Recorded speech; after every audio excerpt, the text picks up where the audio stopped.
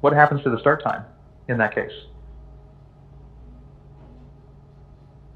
The code editor is now open. Go ahead and start implementing the solution. Walk me through your approach as you code. Sure. So what I want to do is I'm gonna initialize the resultant array.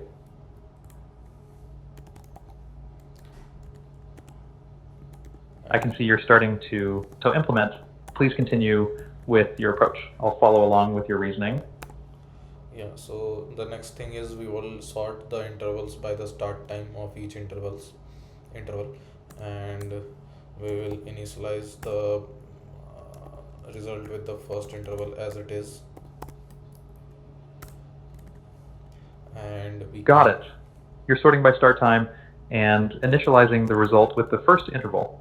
That makes sense as a starting point. Please continue with your implementation. So next we want to loop over from second interval, and Right, you're iterating through the intervals starting from the second one. What's your logic going to be inside this loop to check for overlaps and merge when necessary? so and if the end time of previous interval is greater than or equal to the current start time, we want to overlap them, and the new end time for the previous, like the merged interval, will become the maximum of both the end times.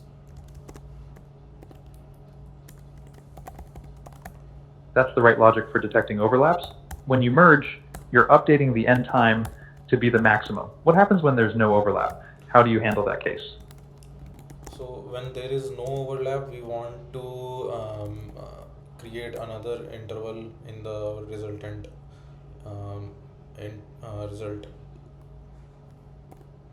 Good, your logic looks solid. You're merging when there's overlap and adding the current interval when there's no overlap. Let me ask about edge cases. What happens if the input array is empty or has only one interval? Does your current implementation handle those correctly? Yeah, so okay, so if input intervals is empty, so we want to check if the intervals length is 0, we want to return early the empty list. That's good thinking about the empty case. What about when there's exactly one interval? Does your current code handle that properly?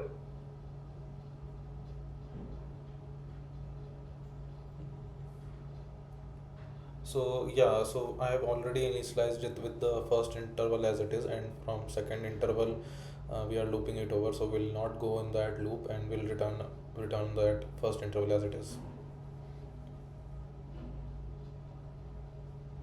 Exactly right. If there's only one interval, the loop won't execute, and you'll return just that single interval. Your solution looks good.